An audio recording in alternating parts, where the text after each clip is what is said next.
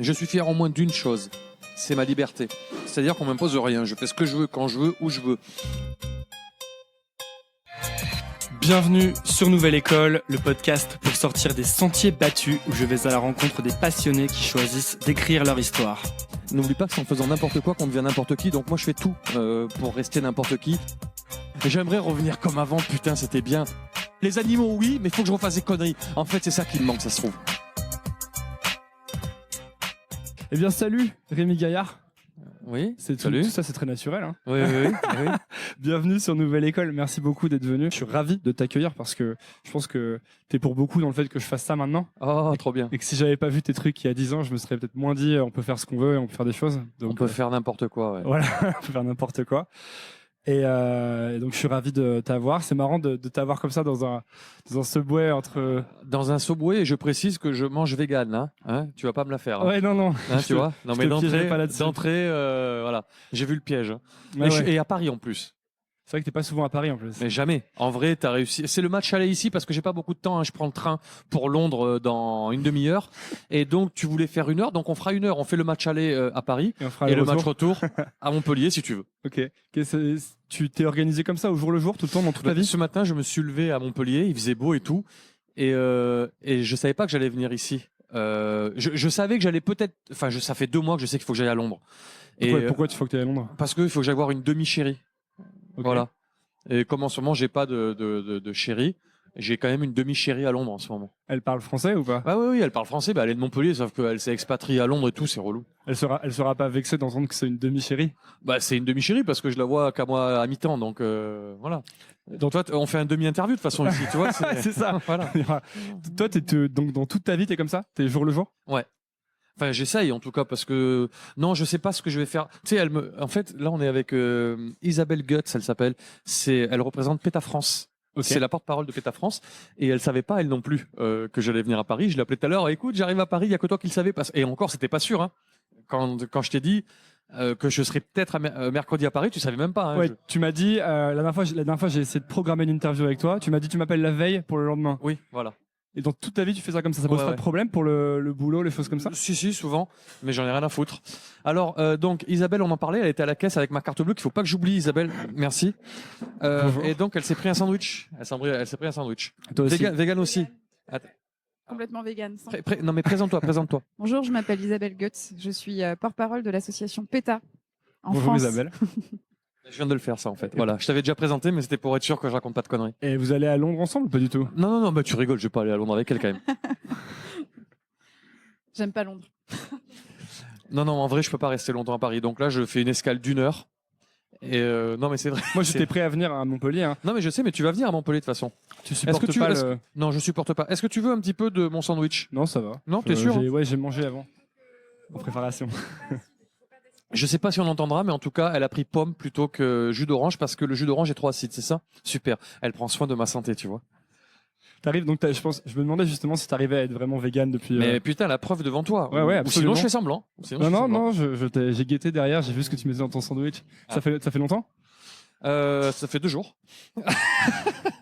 Non, à chaque fois, je vois un journaliste. Non, mais sérieusement, parce que j'ai vu moi, ça fait un moment que je te suis et que je vois. Je sais pas, ça fait 6 mois à peu près. Ouais, c'est ça fait 1 mois que je te suis et que je vois ton implication croissante, disons, dans la protection. Donc peut-être vous allez m'entendre boire, manger, c'est dégueulasse. Moi, j'ai horreur de ça. Là, on va avoir l'impression d'être au cinéma avec un mec qui mange des pop-corn. Je déteste ça. Tu vois, tu vas au cinéma, t'as un mec, il achète des pop-corn, t'es dégoûté qu'il se mette à côté de toi. Tu vois ce que je veux te dire? Donc là, je suis désolé par avance pour ceux qui écoutent cette interview. Non, mais y a aucun problème. Parce que je vais manger en même temps. Mais bon appétit. Je te poserais bien une question par rapport à cette histoire d'être. Vas-y, mange. Moi, je te pose la question et après, par rapport à cette histoire d'être organisé au jour le jour, parce que c'est quelque chose que j'aimerais bien en fait mettre plus en place dans ma vie. Mais je me retrouve toujours quand même à prévoir des choses pour dans 1 semaine, dans 2 semaines. Est-ce qu'à un moment, tu as pris une décision, tu te dis bon, j'arrête de prévoir des choses? Non, en vrai, j'essaie d'être libre. Et on me demande souvent. Enfin, je me demande souvent parce que je me fais des réflexions tout seul. Je suis fier au moins d'une chose. C'est ma liberté. C'est-à-dire qu'on m'impose rien. Je fais ce que je veux, quand je veux, où je veux. Alors oui, il y a des contraintes des fois administratives avec des papiers, avec les impôts qui cassent les couilles, des trucs comme ça. Mais de façon générale, je fais ce que je veux. En tout cas avec les médias ou avec mes amis. Bon, après, oui, il y a des impératifs du jour de l'an. Tu vois, le jour de l'an, ça me saoule parce que c'est le 31 décembre. Ça, c'est obligatoire. Donc, tu vois, c'est ce jour-là où je vois mes amis, par exemple. Tu veux dire que tu essaies de pousser la liberté le plus loin possible, en fait? Ouais. C'est que toutes les contraintes te posent problème, te fatiguent? En fait, un coup de moi, t'es en train de manger. Non, mais c'est vrai que je refuse l'autorité. Voilà. J'ai vraiment un problème avec l'autorité. Pourquoi? Comment ça se fait? Parce qu'on est là sur la Terre pour quelques années et c'est court quand même, quelques années. Tu vois, j'ai 4 fois 10 ans. Là. Et je sais pas combien de temps il me reste de décennies, mais en tout cas, ça passe tellement vite. J'ai pas envie qu'on m'impose en plus de ça ce qu'il faudrait que je fasse pendant ce laps de temps. Donc, j'essaie de m'amuser autant que je peux. Et tu penses que tu es meilleur qu'avant là-dessus? Ou est-ce qu'il y a eu une époque où on t'imposait ce que tu devais faire ou jamais? Non, par contre, je dis beaucoup de belles paroles. Je dis beaucoup aux autres ce qu'il faudrait faire. Je philosophe beaucoup, mais j'ai du mal à mettre en application tout ce que je fais, tout ce que je dis surtout, quoi. Pas vrai, Isabelle? Non. Ah, bon, d'accord, ok. Comment ça, t'as du mal à le mettre en application, par exemple? Parce que j'ai un problème. Bon, allez, on va aller au bout, hein. J'ai un problème sur la santé, on est d'accord. Je suis tout le temps en panique. Et je me dis non. T'as pas de problème de santé du tout, t'es juste hypochondriaque. Voilà, en fait, j'ai un problème et j'ai toujours l'impression que je suis malade et tout. Et en fait, je sais pertinemment que c'est le cerveau qui dirige tout. Et j'ai beau me dire tous les matins en me levant, non, de toute façon, ça, c'est pas pour moi, je m'en fous, j'ai pas ça, j'ai pas ci. Et je me provoque, je crois, des fois, des symptômes rien qu'avec mon cerveau. Ça veut dire que j'ai une faiblesse là-dessus. Tu me suis ou pas? Ouais, je te suis, mais Ouais. qu'est-ce que ça veut dire concrètement? Il est juste hypochondriaque, c'est tout ce qu'il faut comprendre. Comment ça se manifeste? Ben, ça se manifeste par des symptômes troublants, quoi. C'est-à-dire, là, je sais pas, je me sens. Ouais, je somatise un petit peu. Donc, si tu me parles d'une maladie, je pense que je peux en développer les symptômes. Tu vois, si tu me parles de la grippe, là, tout de suite, je vais avoir des courbatures, par exemple. Mais quel rapport ça a avec le fait de ne pas avoir de contraintes? Non, parce que j'étais en train de te dire sur les contraintes, ma liberté et tout, c'est un truc dont j'étais fier et que je suis assez libre de tout. Et le seul truc qui me tracasse encore, où j'arrive pas à aller au bout des choses, en fait, c'est ça. Parce que tu veux dire que ça te limite dans ta vie, du coup? Bah ouais, du coup, je savais pas si j'aurais la grippe ou pas ce matin et si je pourrais aller à Londres. Tu vois. Ah, c'est carrément, tu veux. Mais non, je déconne, j'exagère. J'exagère un peu. J'exagère beaucoup même. Bon, alors, qu'est-ce qu'on peut dire d'autre? Que c'est bon ce que je suis en train de manger quand même. Non, mais pas de problème. Moi, j'ai plein de questions à te poser, tu vois. J'ai les réponses. Ce qui m'intéresse, c'est. Ah oui, parce qu'on parlait du fait que tu avais un problème avec l'autorité, parce que le temps était trop court. Mais ça, c'est depuis le début, depuis que tu es jeune? Parce que moi, j'aurais tendance à penser que c'est quelque chose que tu théorises au fil du temps, et plus le temps passe, plus tu te dis, bon, j'ai peu de temps, quoi. Ouais, en fait, le temps qui passe, je crois que c'est Lamartine qui disait si le temps suspendait son vol, c'est lui ou j'ai l'air d'un con là? C'est lui ou pas? Bon, en tout cas, vous irez vérifier, mais quelqu'un a dit ça. J'aimerais que le temps suspende son vol. J'aimerais qu'on fasse pause de temps en temps, et j'aimerais qu'on puisse. C'est chiant le temps qui passe quand même. Non? Dis-moi la vérité. Moi, je trouve ça très chiant, ouais. Bah, tu vois? Ah bah oui, moi, ça m'angoisse depuis la naissance, presque. Bon. Qu'est-ce que t'en penses, Isabelle, du temps qui passe? Parce qu'on a une meuf, quand même, c'est bien de lui demander son avis. Ah, j'ai cru que t'allais dire, c'est bien de lui demander son âge, merci. Bah ouais. En fait, elle vient de répondre. Puisqu'elle veut pas dire son âge. Donc, ça sous-entend déjà qu'elle a un problème avec le temps qui passe. Toi, c'est le temps qui te passe qui te stresse. Ah ouais, grave. Moi, ça va trop vite. J'ai l'impression que j'ai commencé mes conneries hier. Ça fait presque 20 ans, quoi. Merde. Ah ouais, c'est vrai, t'as l'impression que c'est récent. Parce que j'allais te demander justement si parce que j'ai remarqué que ces derniers temps, tu postais un peu moins. Enfin, ouais. En plus de ça, Isabelle, elle me casse les couilles. Elle fait des trucs pour les animaux, tout ça. Donc, j'essaie de faire des trucs bien. Et je préfère faire des trucs drôles. Tu vois? Ah ouais? Mais oui. Parce que ces derniers temps, t'as eu. Mais oui. Mais à cause d'Isabelle.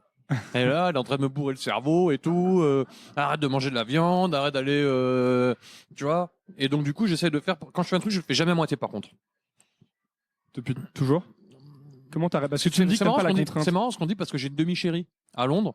Ouais. Et je fais quand même les choses. Tu vois, non mais on revient au début de l'interview. On fait une demi-interview aussi. Ouais, on fait une demi-interview, on fait plein de demi-trucs. Je te parle en mangeant et tout. Tout est à moitié et puis je te dis que je vais au bout des choses. T'as illustré la contradiction dont tu parlais juste avant. Exactement. Tu dis que tu vas.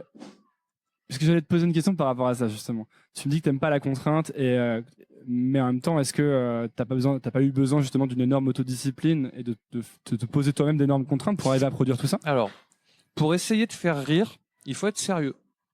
Non, mais c'est vrai. Et quand tu me connais bien dans la vie, je suis vachement moins drôle en vrai que dans mes vidéos. Étant donné, enfin, il y en a qui vont dire, mais il est pas drôle dans ses vidéos. Mais peut-être qu'ils me trouveront drôle alors dans la vie, tu vois. J'ai répondu ou pas? Il faut être sérieux pour être drôle, je pense. Et donc, tu as réussi à te mettre un cadre, toi? C'est naturel. Non, mais en fait, parce que tu me dis, je cours après pas la liberté. contrainte. Je cours après la liberté depuis toujours. Et il y a un moment, tu avais le sentiment de pas l'avoir, la liberté? J'ai travaillé pendant 2 mois dans ma vie. Je vendais des chaussures dans un magasin de sport. T'avais quel âge? Je sais pas, j'avais 19 ans, quoi. Ça me saoulait. Et ça me saoulait de travailler. Et là, j'ai l'impression, je travaille d'une certaine façon. Mais en tout cas, je fais ce que je veux. Personne va m'imposer quoi que ce soit. Je suis même pas à la télé, par exemple. À la télé, si je devais. Mais tu as pas bossé un tout petit peu d'ailleurs à la télé? Non, mais j'emmerde la télé. Si, peut-être 2-3 mois au début sur MCM. Mais en fait, on t'impose un format.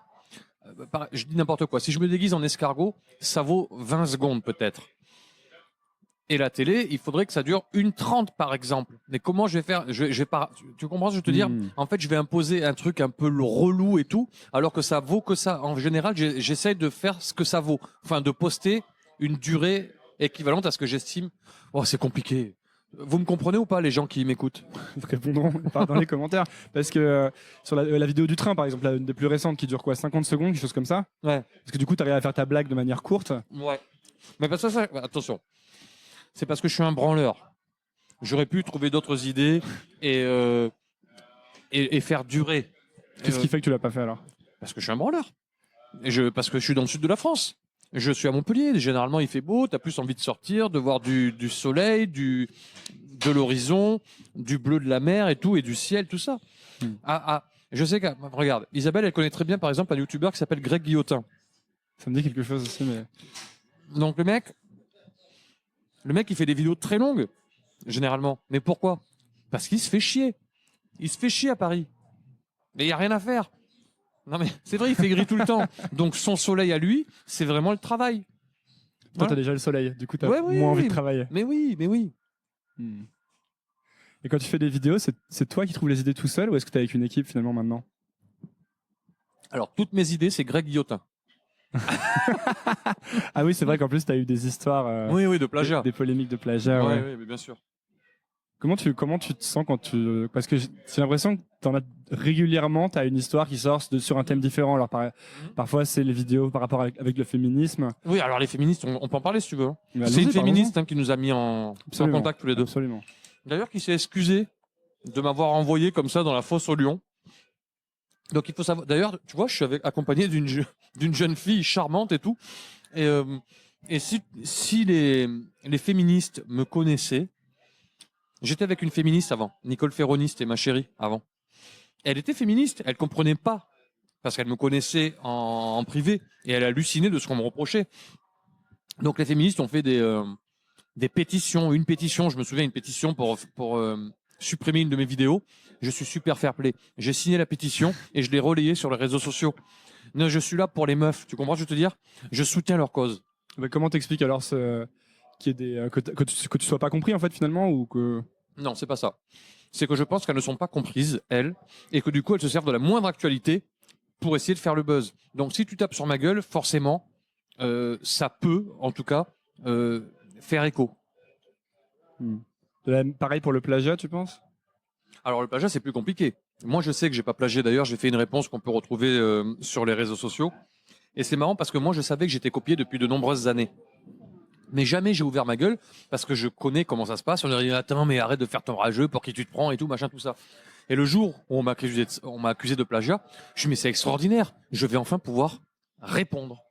Et en fait, même pas répondre, dire la réalité des choses. Donc non, moi je n'ai plagié personne, je n'ai copié personne. Et puis même si je l'avais fait, j'en ai rien à foutre. Parce que moi, quand j'ai entendu parler de ça, moi je connais vraiment tes vidéos depuis je sais pas, plus de 10 ans, quoi. Ça fait environ, ça fait quoi, bientôt 20 ans que ça existe, quasiment. On m'a accusé d'avoir fait caca dans un ascenseur, quoi.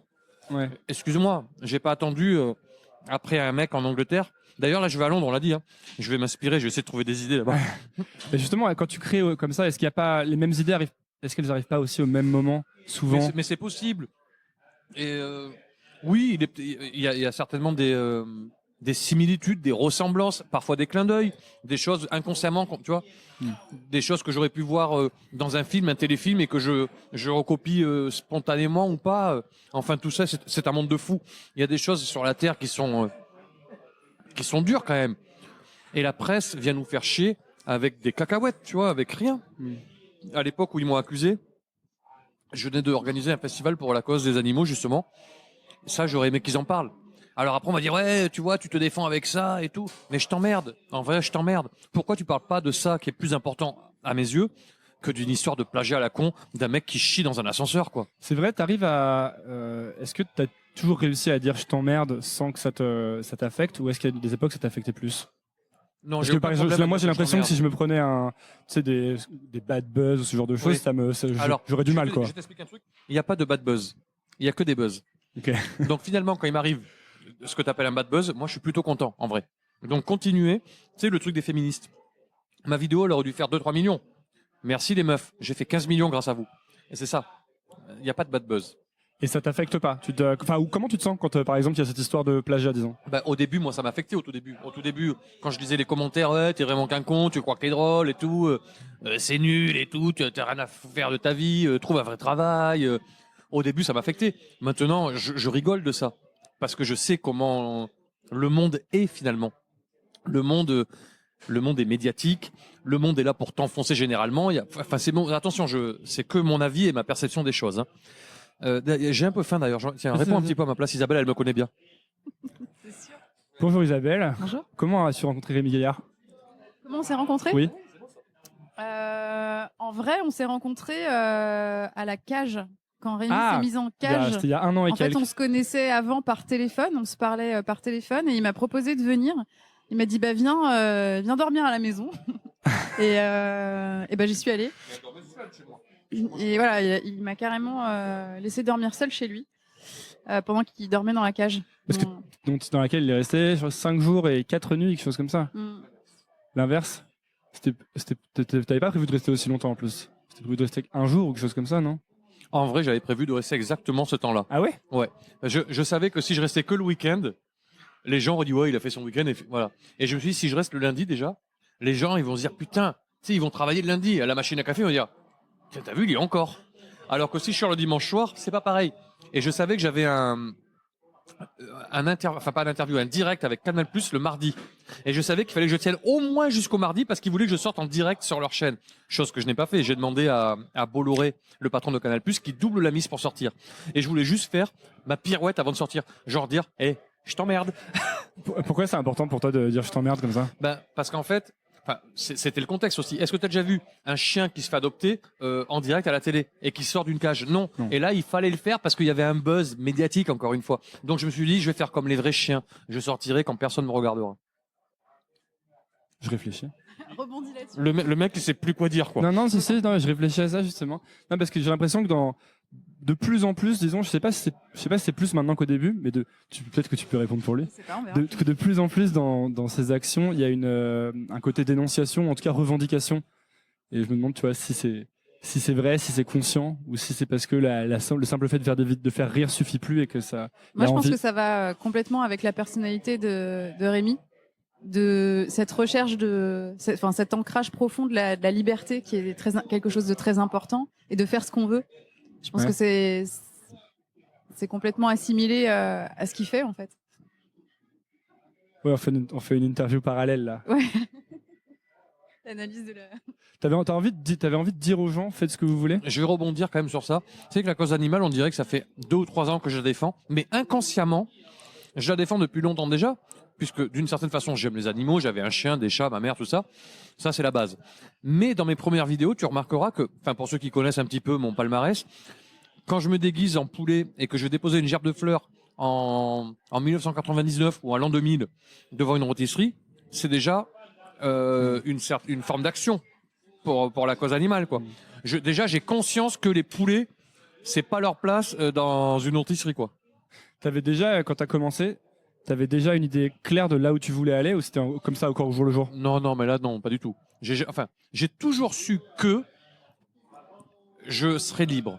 J'ai toujours su que j'ai toujours su que on m'imposerait pas les choses. C'est-à-dire que je serais d'une certaine façon mon propre patron ou que j'aspirais à ça.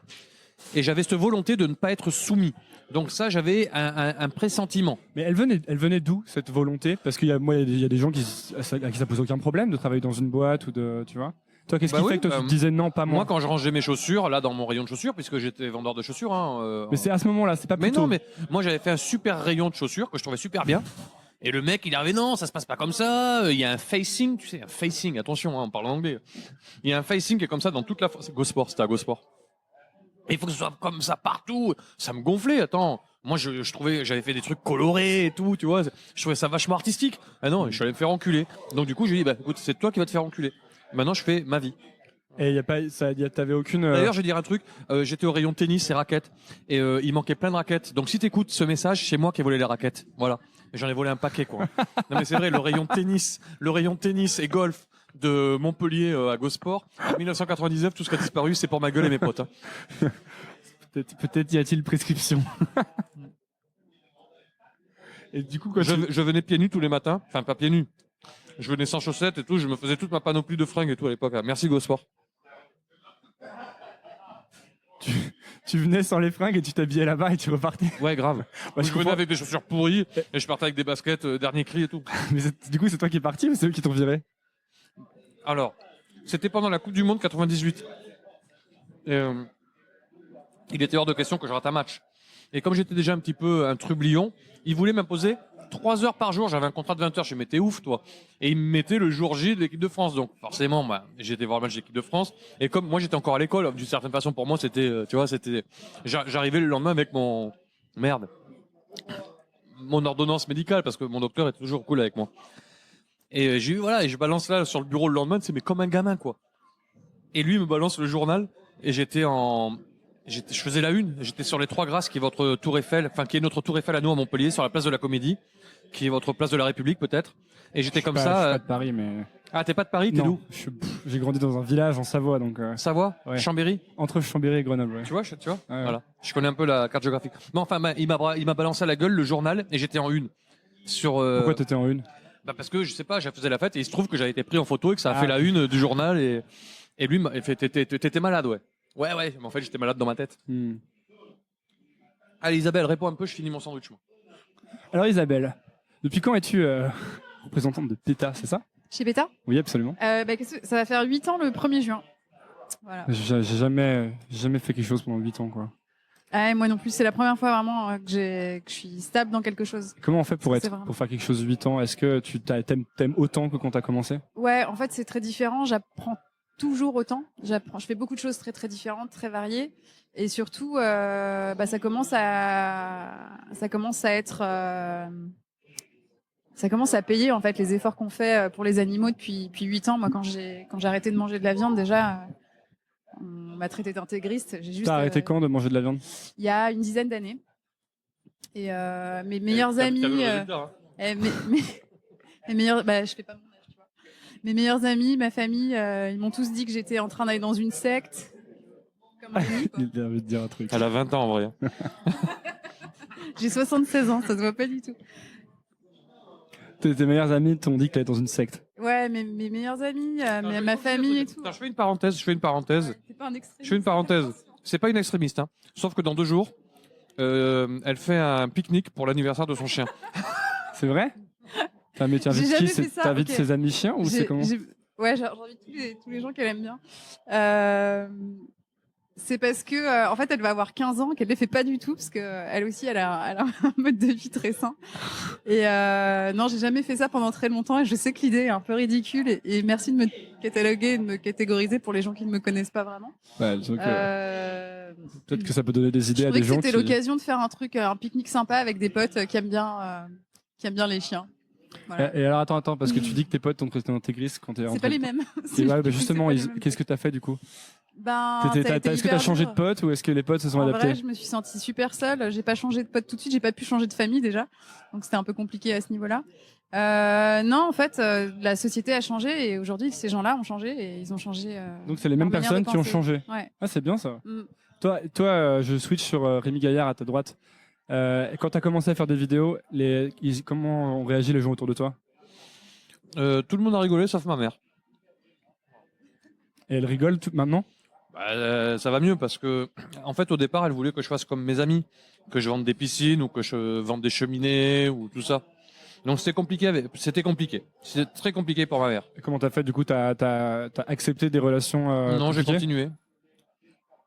Non, mais oui. Mais après, de toute façon, j'avais pas le choix. J'avais pas le choix. Je voulais pas. Mais qu'est-ce qui fait que t'as continué et que tu t'es pas dit bon, moi j'arrête, je me rentre dans le rang? C'est que je me suis fait piquer mes idées par la télévision. Oui, par Christophe de Chavannes et Michael Lune. Enfin, on va pas refaire l'histoire, mais c'est une réalité. Et du coup, si j'avais fait de la télé à l'époque, s'ils m'avaient engagé, ces fils de pute, eh ben, ça se trouve, j'aurais terminé comme eux, ou du coup, j'aurais arrêté rapidement, puisque de toute façon, la télé, tu sais, c'est une certaine autorité, on doit t'imposer des choses, et je serais pas rentré dans le moule, et j'aurais fini par vendre des cheminées ou des piscines, comme mes potes. Et du coup, le fait de m'être fait baiser, ça m'a motivé. Je suis, ah ouais, tu veux me baiser, toi? Mais c'est con, hein, ça a été ma façon de me battre, quoi, et de continuer. Qu'est-ce que tu appelles terminer comme eux? Enfin, pas tellement par rapport à eux, mais. J'aurais présenté la roue de la fortune, quoi. Il y a quelques années, assez récemment, je crois que c'était il y a 3 ans, il y a un film, c'est ton film qui est sorti. Ouais, c'est pas le mien. Je sais que c'est pas toi qui l'as réalisé. C'est pas mon film. Non, mais. Non, t'as dit ton film. Il y a le film sur Rémi Gaillard qui est sorti. Ouais. Et justement, j'avais l'impression que ça n'avait pas été une super expérience pour toi. C'est la pire expérience de ma vie professionnelle, si on peut dire ça. Pourquoi? Parce que j'ai rien maîtrisé artistiquement. Le montage, c'est le laboratoire où tu fais la magie. Moi, mes vidéos, je suis pas très bon acteur. Mais si j'ai une démarche de cow-boy, je te mets une musique de western et on a l'impression que je suis bon acteur du coup. Et en fait, je suis tombé sur un mec qui a pas compris que j'étais un cow-boy. Enfin, tu comprends ce que je veux te dire? Ouais. Et du coup, tout est important au montage. C'est là où tout se passe. Et je suis tombé sur un mec de Paris, quoi. Non, mais c'est vrai, en plus, il était de Paris.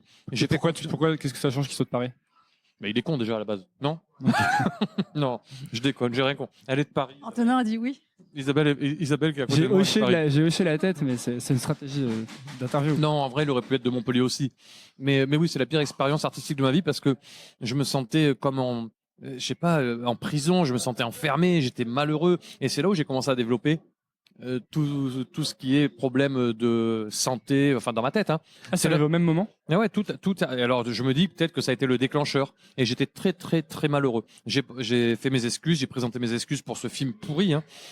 Et en fait, je ne savais pas ce que c'était le cinéma. Moi, je travaillais avec une petite caméra bon marché. Et là, j'arrivais avec des grosses caméras, tout ça, et je ne savais pas faire, ou je croyais ne pas savoir faire, parce que maintenant, je me dis qu'en fait, c'est facile. Mais du coup, je me suis dit, ok, je vais te suivre. On tape dans la main, on y va. Et au fur et à mesure, je me suis rendu compte que lui, il profitait un peu de mon image pour essayer d'être dans la lumière. J'en sais rien. Puis il a fait de la merde. Il était mauvais, quoi. Il s'appelle Raphaël Friedman. Et tu t'en es rendu compte, enfin, pendant que le projet se créait, parce qu'un projet de film, ça dure assez longtemps quand même, plusieurs années. Pendant 2 ans, j'étais malheureux. T'aurais fait quoi? Tu ferais quoi différemment si tu devais le refaire? Tout. Ouais, tout. D'ailleurs, je le ferai peut-être pas sur moi ou mon histoire. Je ferai peut-être juste des sketchs et tout. Pourquoi nous imposer une sorte d'histoire bidon? Ça venait pas de toi l'histoire, par exemple. Putain, parce qu'il y a un arc de héros de base un peu. Un peu pourri, ouais. Voilà. La seule chose que je regrette pas dans ce film, parce que il y a pas de hasard, il y a que des rendez-vous, c'est que j'ai connu Nicole Ferroni dans ce film. Donc j'ai essayé de trouver la lumière dans le tunnel. Et la lumière, c'était Nicole. Je suis en train de me dire que c'est beau ce que je viens de dire.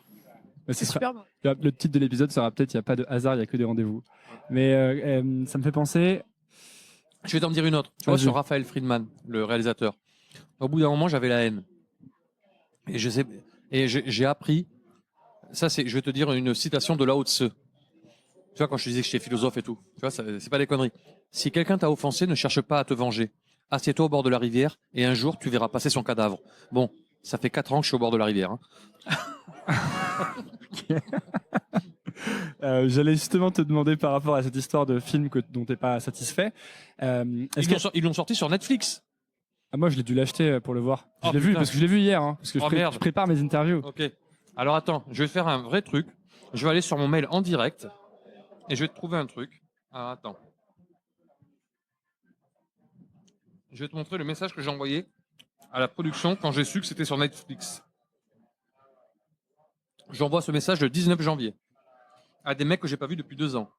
Bonjour, bonne santé pour commencer. Oui, la nouvelle année. Non mais c'est très courtois comme message. Concernant la mienne de santé, est-ce que c'est possible de retirer le film sur Netflix pour que mon cauchemar s'arrête un jour, s'il vous plaît? Pour ma vie, je vous le demande, le cœur à genoux. C'est la pire expérience.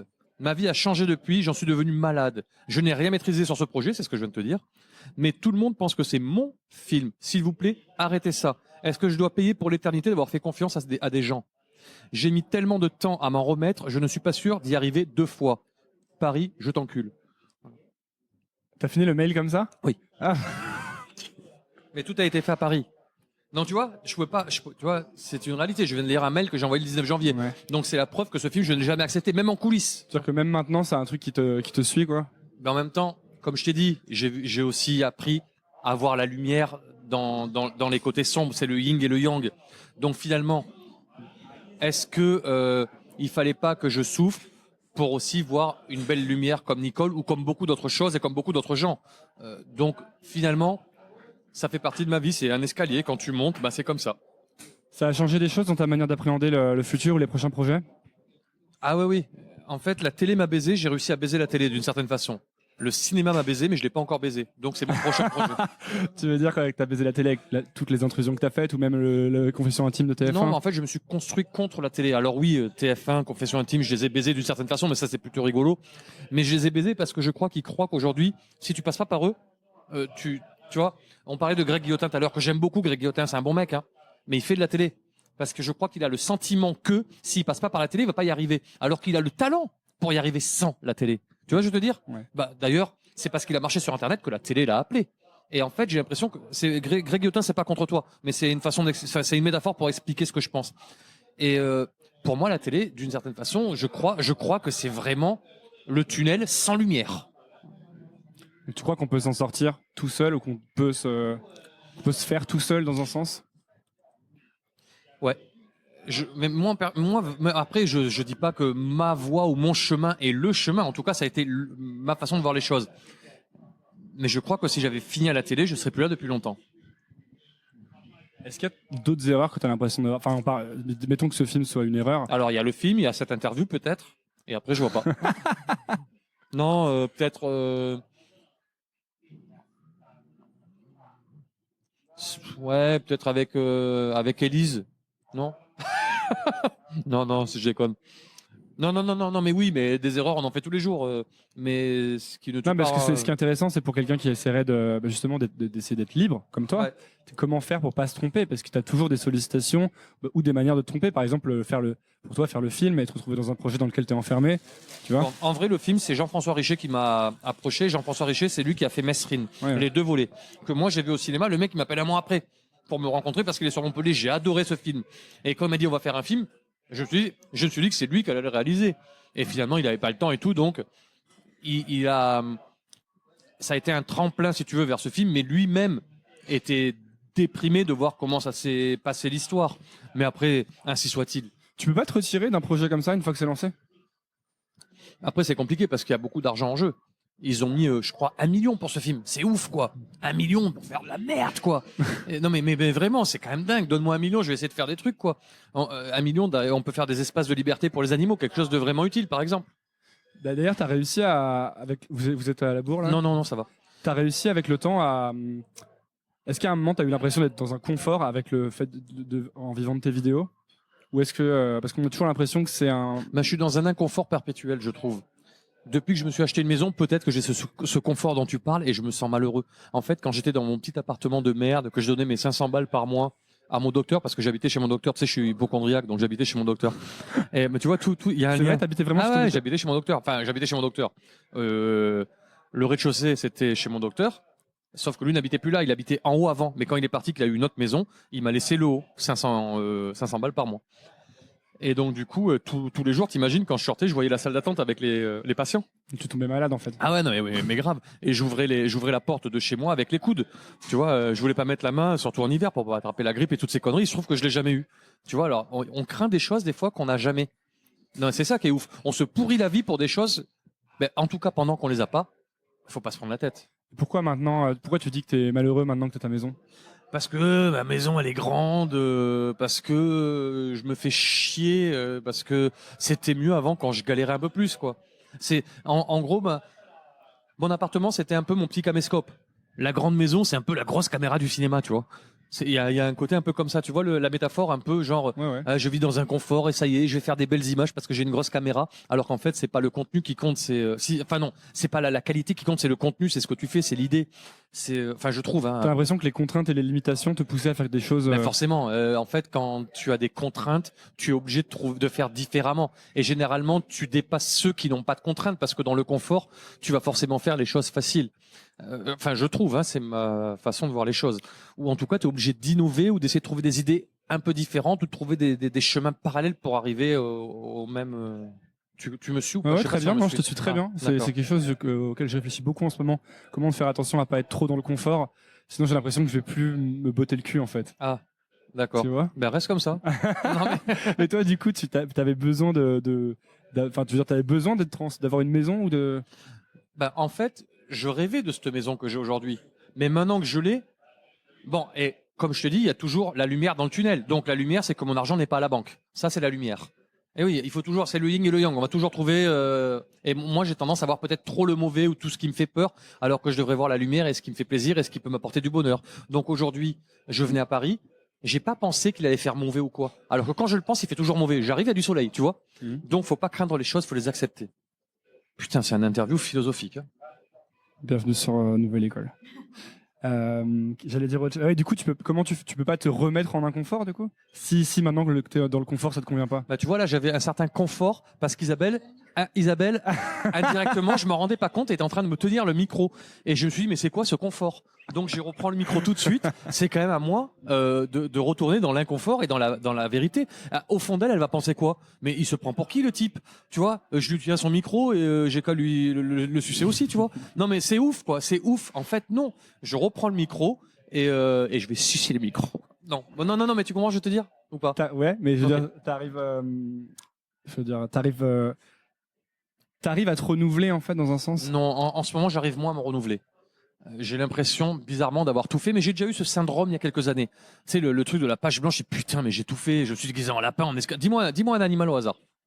Chauve-souris, non, tu l'as déjà fait. Au hasard, vas-y. Serpent. Un serpent. Bon, il se trouve que le serpent, je l'ai pas fait. Bah ouais, c'est bien ce qui me semble. Je l'ai pas fait. C'est vrai que c'est bien ce qui te semble, parce que tu savais où je voulais en venir. Non. Si tu savais où je voulais en venir. J'ai improvisé. Non, mais bon, alors trouve-moi une idée. La preuve, c'est que j'ai dit chauve-souris en premier et que tu l'as déjà fait. Chauve-souris, j'ai déjà fait. Mais bon, il se trouve que j'ai l'impression d'avoir tout fait j'ai l'impression de tourner un petit peu autour du pot, quoi. Et en fait, les idées, elles sont toujours là. Tout le temps. Et sauf que c'est de plus en plus dur pour moi en ce moment. Pourquoi? Parce que je suis un branleur. Et parce que je vis dans un confort. Et ça te stresse ou pas? Quand même. Comment? C'est un branleur productif quand même. Ouais, j'ai l'impression que plus les gens produisent des choses et plus ils se trouvent branleurs. C'est à force d'en en vrai, regarde ma chaîne YouTube, tu verras que j'ai posté une vidéo cette année qui dure 50 secondes. Je suis déguisé en train et c'est tout. Donc après, vous pouvez dire ce que vous voulez. La vérité, moi, je la sais. Quoique quand on regarde... En vrai, j'ai toujours été branleur et j'ai jamais beaucoup posté. Ce qu'il y a, c'est que j'ai beaucoup posté au début parce que j'avais beaucoup d'avance. Parce que moi, j'ai posté mes vidéos en 2001, je crois, et sur YouTube en 2007. Donc du coup, j'avais 5 ans de retard sur YouTube et Dailymotion. Et du coup, j'ai tout posté. Donc on croyait que je faisais tous les jours. Et en fait, non. Et 2 ou 3 ans après, je suis arrivé, j'avais tout posté. Donc là, on a vu la réalité, que j'étais vraiment un branleur. C'est stressant le côté où tu te dis que tu vas peut-être pas arriver à te renouveler ou à faire de nouvelles choses. Ça l'a été. Mais là, je crois que j'arrive dans la phase où je commence à m'en branler. Je commence à m'en foutre. C'est-à-dire, si j'en fais une au mois de juillet ou au mois de décembre, ce sera pareil. De vidéos, je parle. Hein. D'accord. Voilà. Ça te stresse plus. Pourquoi, à ton avis, ça te stresse moins? Parce que je m'en fous du regard des autres. Ce qui compte, c'est le regard que j'ai sur moi-même. C'est-à-dire qu'avant, peut-être que je produisais pour continuer d'exister. Alors, ce qui compte, c'est ce que j'existe moi pour moi. Tu comprends? Comment tu l'as compris? Je l'ai compris quand j'ai commencé à me dire que le plus important c'était les amis, la famille, les gens que t'aimes, ce que tu veux faire, de pouvoir continuer à le faire et de pas exister pour les autres. C'est-à-dire aujourd'hui j'ai l'impression que si t'as moins de likes sur internet, si t'as moins de vues, d'ailleurs on le voit, hein, il y a beaucoup de youtubeurs, enfin c'est le mot à la mode, qui disent à la fin likez ma vidéo, mettez des pouces bleus, partagez, tout ça. Mais pourquoi tu dis ça en vrai? Les gens, ils font ce qu'ils veulent. Moi, ça, je l'ai jamais fait, attention. Hein. Mais peut-être que je savais déjà. Et donc, du coup, un jour, j'ai vraiment compris en me disant, mais non, en fait, on s'en branle des vues, des likes, c'est pas important. Ce qui compte, c'est les likes dans la vraie vie. C'est les cœurs de la vraie vie, c'est pas les cœurs sur Internet ou sur Facebook. C'est con ce que je dis ou pas? Non, ça m'intéresse de me demander comment, tout ça, à quel moment tu comprends vraiment ça, en fait, tu vois. Parce que moi aussi, je peux très bien te dire immédiatement, je peux dire oui, c'est pas important. Je pense que l'important, c'est l'intérieur, mais comment tu fais pour l'intégrer, tu vois je crois que tu le comprends quand tu as besoin de le comprendre. Quand tu as pris un gros shoot. Moi, mon gros shoot, c'était peut-être le cinéma. Cette expérience malheureuse au cinéma. Et à force de souffrir et d'être malheureux, j'ai fini par me dire, mais finalement, c'est pas important. Puisque j'ai eu des lumières malgré tout dans ce tunnel. Et puis le tunnel, c'est à moi de décider qu'il est terminé. Ce film est sorti il y a 4 ans et il y a que 120 000 personnes ou 150 000 ou 200 000 maximum qui l'ont vu. Finalement, c'est rien. Je me déguise en train, je fais 3 ou 4 millions de vues. Donc, le plus important est ailleurs et ce qui compte, c'est ce que moi je sais. Après, c'est vrai que quand on t'accuse de plagiat et que tout le monde aujourd'hui croit que j'ai plagié un type en Angleterre, moi je sais que non. Mais aujourd'hui, on peut m'en rentrer dedans avec ça. Là, par exemple, j'ai défendu la cause animale avec Brigitte Bardot. Ça y est, on m'accuse d'être du Front National. Mais en fait, j'en ai rien à foutre. Je pense qu'elle-même ne l'est pas. Mais on pourrait croire que moi, je le suis parce que je m'allie à quelqu'un qui l'est. Alors que la politique des animaux, c'est la politique du cœur seulement. Donc, tu vois, en fait, même là, je m'en branle. Je savais avant d'aller voir Brigitte Bardot qu'il pourrait y avoir ce problème. Mais quand je l'ai rencontrée, j'ai vu que non. En fait, on lui a mis une étiquette comme ça parce qu'elle a dû dire 2-3 conneries à l'époque. Mais quand je suis arrivé chez elle, il y avait 150 chiens. Est-ce qu'on peut aimer les animaux et pas les hommes? Je ne crois pas. Moi, j'ai eu ce sentiment à un moment donné. J'avais le dégoût des hommes, c'est vrai. Putain, je m'emballe. Hein, je m'emballe. Hein. Je te regarde m'écouter comme ça avec tes yeux. Et j'ai eu putain, peut-être que j'en dis trop. Tout ça pour te dire, oui, ça c'est une phrase de je sais plus qui a dit ça. C'est Lamartine, je crois. On ne peut pas avoir. C'est la deuxième de Lamartine. Non, ah oui, on peut pas aimer une fois. Non, on n'a pas de cœur hein, pour les animaux et pour les humains. On en a qu'un ou on est con. Ça. Ah non, donc je l'ai un petit peu transformé. Donc c'était peut-être Verlaine l'autre. Mais j'en connais plein des citations. Hein. Il pleure sur la ville comme il pleut dans mon cœur. Il pleut sur la ville. Rimbaud, Arthur Rimbaud. Et oui, une saison en enfer. Donc une saison en enfer, c'est faire du cinéma par exemple. Une enfer, c'est faire de la télé par exemple. Et le paradis, c'est de faire ce que tu veux. Le jour où toi tu feras tes petites interviews, que tu seras obligé de couper. Et tu vas faire des sacrifices, tu vas putain, j'ai envie de le garder, tu voudras tout garder.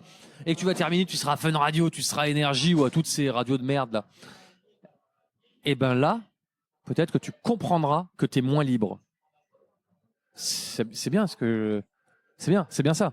Tu vois par exemple Isabelle, elle est à PETA. Elle sait mon avis sur la protection animale. Alors dans le milieu ils disent la PA. La PA, t'as compris. Donc la PA, moi je considère souvent que c'est de la protection d'associations. Ils protègent souvent leur entité, leur marque, pour défendre les animaux. Ce que j'ai fait avec Brigitte Bardot là, il y a 2 ou 3 jours, les médias l'ont relayé partout. Tant mieux. Mais est-ce que toutes les associations d'animaux l'ont relayé partout? Je ne suis pas sûr. L214 m'a appelé pour faire un cross-postage. Pourquoi ils l'ont pas tout simplement partagé? Tout le monde ne va pas comprendre, mais quand tu fais un cross-postage, ça donne l'illusion que c'est toi qui l'as posté. Ils ont donné l'illusion que c'est eux, d'une certaine façon, même s'ils m'ont mentionné, que c'est eux qui l'avaient fait, l'enquête et tout. Alors que la réalité, c'est quoi? C'est qu'il faut juste partager. Il faut... je suis en train de taper sur L214, que j'adore. Je suis vraiment un connard. Putain, je vais pas m'en sortir cette interview. Je vous aime, si vous m'écoutez, L214. Je vous aime. J'arrête sur ça. Mais bon, la protection animale doit rester de la protection animale avant de la protection d'association. Et quand Isabelle, elle met 5 mois pour sortir une vidéo, je ne comprends pas. Elle va sortir pour la journée mondiale du lait. Voilà, vous savez tout. Alors qu'elle a tourné au mois de décembre et qu'elle voulait le sortir pour Noël ou je sais pas quoi. Donc là, elle me dit, là forcément, on essaie toujours de rebondir comme on peut. Mais non, ça aurait pas marché à Noël. Il fallait pas la sortir à Noël. Si, ça aurait marché à Noël parce que je me suis fait défoncer par les agriculteurs à cause d'une histoire sur le lait. Et tu vas la poster ou pas? Tu vas la partager, ma vidéo? Je la partagerai ou je la cross-posterai. Ouais, en plus, t'as une des plus grosses pages Facebook, toi. Moi, j'ai dit tout. Tu vois, est-ce que tu as remarqué que dans cette interview, j'ai dit tout et son contraire? Donc, sur ceux que j'ai dit du mal, pensez que j'ai dit du bien. Et sur ceux que j'ai dit du bien, pensez que j'ai dit du mal. Ou que je le pense. Enfin, bon, bref. Je vous encule tous. En fait. Ce sera ça le titre de l'épisode, en fait. Ouais. Raphaël Mesrahi? Qu'est-ce qu'il vient faut il aime beaucoup les animaux d'ailleurs, Raphaël Mazari. Est-ce que tu veux continuer l'interview en marchant vers la gare du Nord? Ça va pas être pratique. Quoi, ça va être pratique? Mais c'est ça, l'inconfort. Alors, tu veux quoi? Tu veux le confort ou l'inconfort? Je comprends plus. Allez, donc on continue. L'interview. Donc là, on se lève de la table pour ceux qui ne nous voient pas, hein, parce que la radio, c'est pas de la télé. Merci beaucoup. Merci. Et très bien. Non mais on continue là, allons-y. On débarrasse pas les plateaux? Normalement si. Il y a une meuf, elle peut le faire, non? Ça c'était pour les féministes. Hein. Ah ouais. Border, c'est l'épisode Border. Évidemment, c'était de l'humour, mais elle l'a fait quand même. Il y a toujours une part de vérité dans l'humour. Qu'est-ce que tu veux dire par là? C'est-à-dire que je crois que dans l'humour, il y a toujours une part de vérité. C'est une caricature. Tu viens, la meuf? Tiens, tu peux me porter mon sac? Merci. Et pourquoi tu crois que ça énerve autant les gens, tes trucs?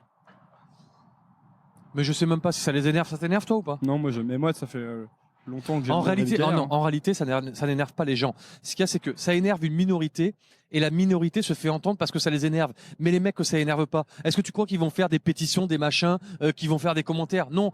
Quand tu aimes quelque chose, tu vas pas mettre des cœurs ou quoi. Tout simplement, t'es content et t'as pas besoin de le partager forcément. Alors que quand t'es pas content, t'es un rageux et t'as besoin de commenter.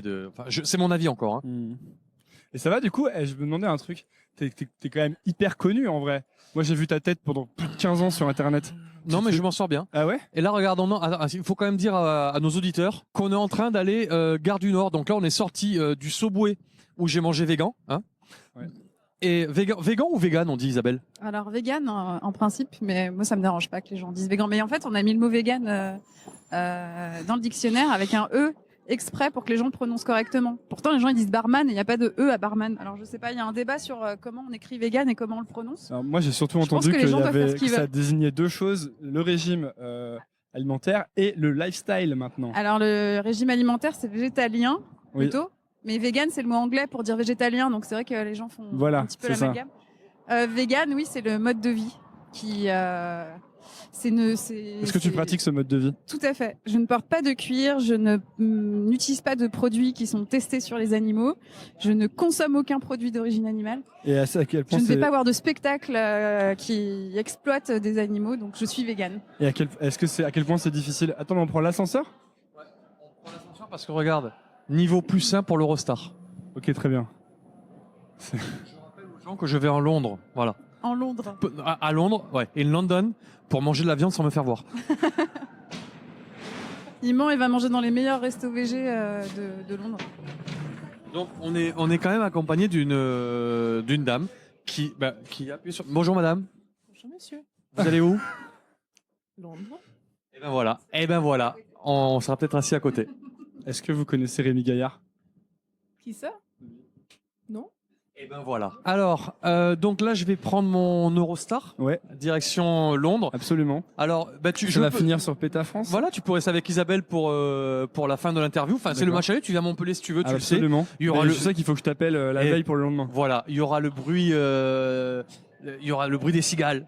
Il y aura le chant des cigales plutôt, le bruit des vagues. Il y aura la chaleur du ciel et tout. Tu vas kiffer ta race. Avec grand plaisir. Voilà. Alors super. Eh ben écoute, merci beaucoup Rémi. Ben juste te dire que c'est en faisant n'importe quoi qu'on devient n'importe qui. Non, ça c'est ce que je dis souvent. En fait, c'est en faisant quelque chose de bien pour les animaux que tu deviens quelqu'un.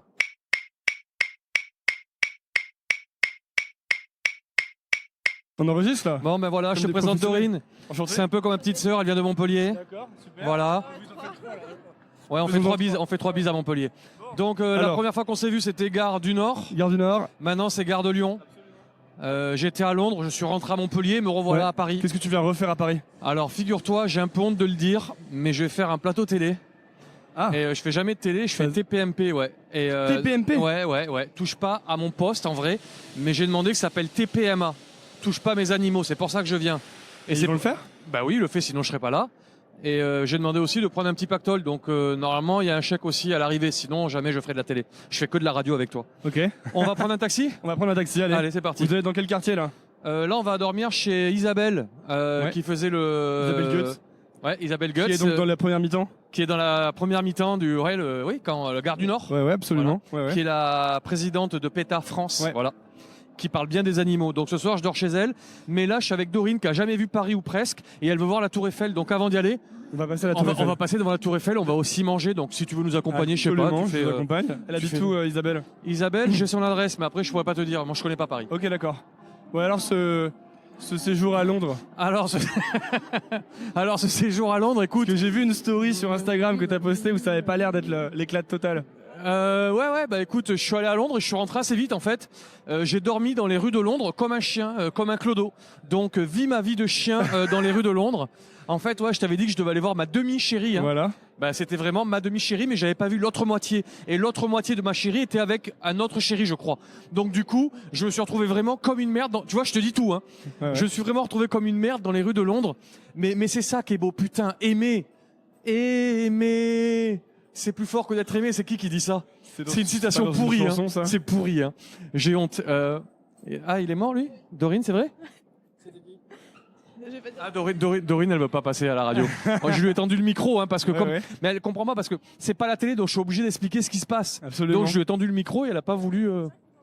Oui, bah oui, il y a des gens qui nous entendent. Non. Enfin, il y a des gens qui nous entendent. Ça sera diffusé plus tard. Oui, mais il y a des gens qui nous entendent, donc si. Oui, absolument. Voilà, donc voilà.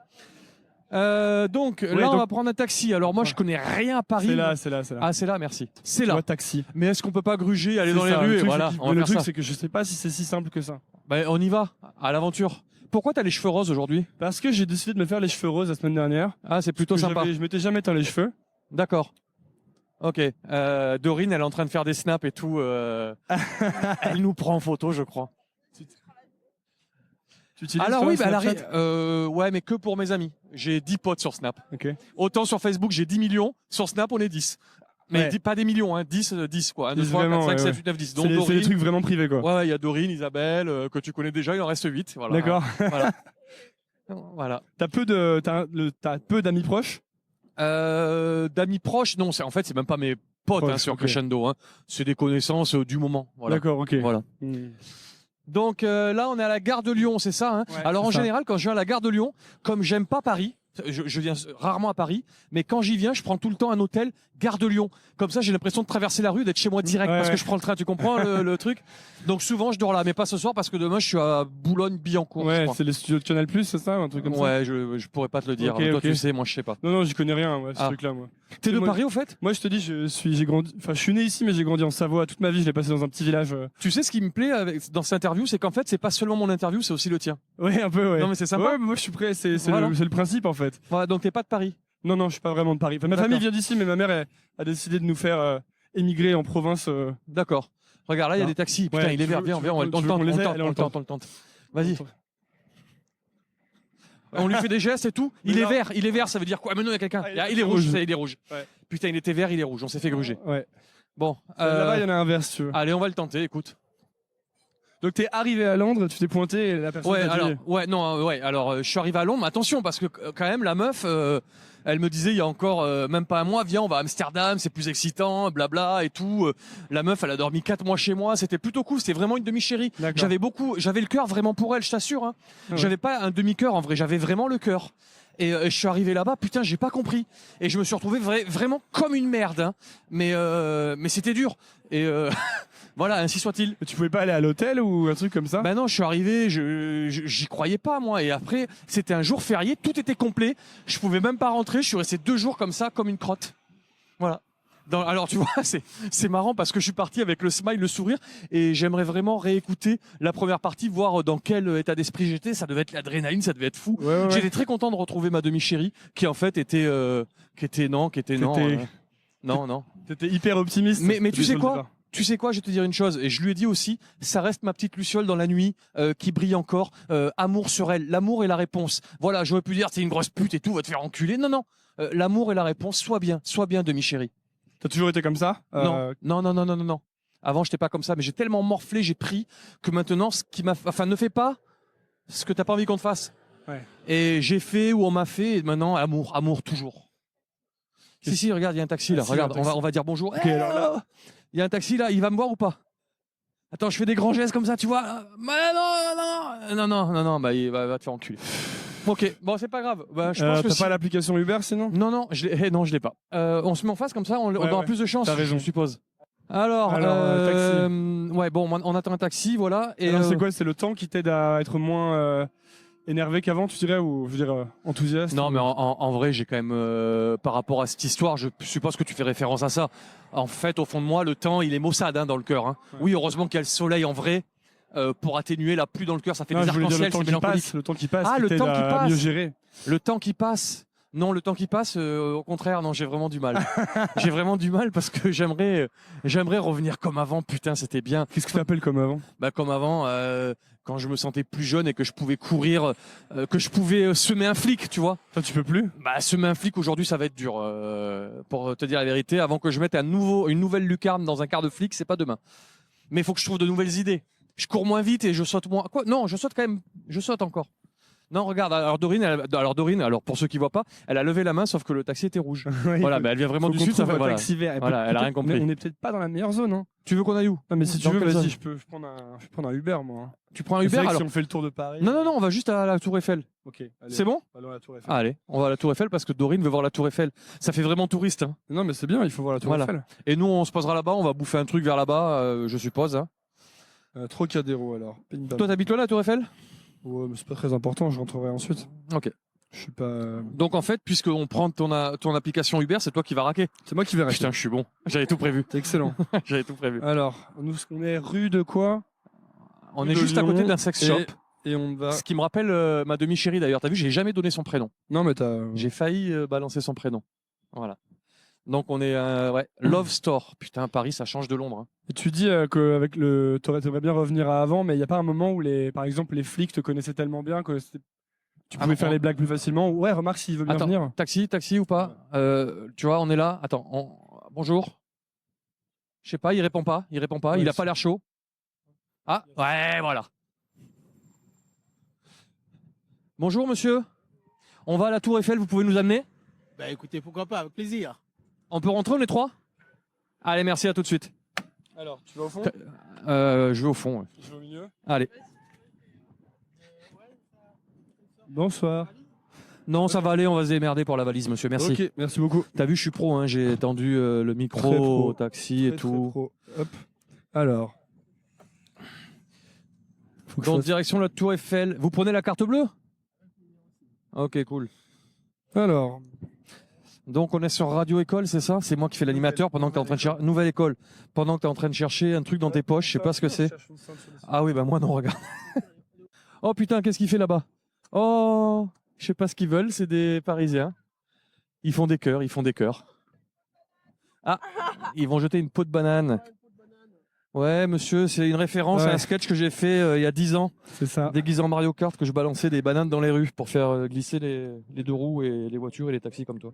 Ouais, ce que je disais justement, c'est pas devenu au bout d'un moment, les gens n'ont pas commencé à énormément te connaître, par exemple à Montpellier, les flics, ce genre de choses. Si, oui. Alors il est arrivé que ça se passait mieux avec les flics à un moment donné, mais t'as jamais l'assurance de rien en fait. Hein. Ouais. Il est arrivé que ça se passe très mal.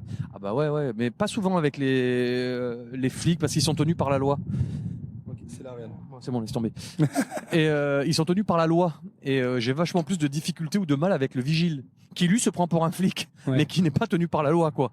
Et juste, voilà. Qui lui peut aller assez loin, c'est ça? Bah ouais, je me suis fait. J'ai eu des ennuis avec quelques vigiles qui se prennent pour des cow-boys surtout. Ouais. Les flics moins souvent, ouais, c'est vrai. Je vais au poste et puis c'est fini, quoi. C'est quoi le pire qui te soit arrivé finalement? C'est pas avec un vigile, c'est avec un mec, une histoire bidon, enfin une séquence bidon où je m'approche d'une nana et que je la prends par la taille et que le mec, en fait, c'est devenu mon ami plus tard. Le mec, il faisait du Krav Maga. Et donc j'ai fait une séance de Krav Maga en 10 secondes. Et c'était compliqué en fait parce que moi j'avais jamais fait de Krav Maga de ma vie, tu vois. Donc il m'a défoncé, voilà. Bon, enfin bref. Et tout à l'heure, la dernière fois, tu me disais que dans ta vie, tu avais toujours eu une sorte d'inconfort, une sorte d'instabilité un peu cherchée, tu sais. Ouais. Est-ce que c'est que au niveau de ce que tu fais, de ton travail? Ah non. Ou est-ce que même au niveau amoureux, amical, etc. Non, au niveau amical, ça va, c'est assez stable. Mais pour tout le reste, le côté cœur, même un peu famille et tout, même tout, hein, c'est assez instable, c'est vrai. Mais peut-être que je le recherche, hein, je suis sauvage en vrai, quoi. Ouais, c'est pas un truc qui te... C'est pas quelque chose c'est quelque chose que tu veux, tu dirais? Ah non, je le veux pas, mais il se trouve que ça se passe comme ça. Donc après, peut-être que mon inconscient fait que. Tu vois, quand je vais à Londres, peut-être qu'en fait, mon inconscient sait qu'il faut pas y aller, mais j'y vais quand même, je fonce quoi. Tu penses que tu sais au fond de toi qu'il faut pas y aller? Non, là pour le coup, j'ai dit une connerie parce que je croyais vraiment au fond de moi qu'il fallait que j'y aille. Ouais. Mais au fond d'elle, en tout cas, j'y ai pas été, ça c'est sûr. Comment toi t'étais est-ce que ça a changé quelque chose quand t'es devenu quand les vidéos ont commencé à marcher et que finalement t'es devenu connu? Est-ce que ça a changé quelque chose autour de toi au niveau de tes amis, ce genre de choses? Non, parce que je reste assez stable au niveau des amis. T'as vu, je te l'ai dit tout à l'heure, je sais choisir. Et n'oublie pas que c'est en faisant n'importe quoi qu'on devient n'importe qui. Donc moi, je fais tout pour rester n'importe qui. Je ne viens pas à Paris ou très rarement. Je fais très rarement des plateaux télé, même si demain j'en fais un. Les radios, tu vois, il faut que ça s'appelle Radio École ou Nouvelle École, ou tu me verras pas sur Énergie ou Fun ou Mes Couilles ou tout ça. Donc j'essaie de rester. C'est quoi la différence? Qu'est-ce qui fait que tu viendrais sur Nouvelle École et pas sur Énergie, par exemple? Parce que ça me rappelle moi quand j'ai commencé ta radio. Et alors que Énergie, ils s'en battent les couilles de ma gueule. Toi, tu fais ça, t'as plus la passion. Mais le jour où tu seras Énergie, tu perdras la passion, tu verras.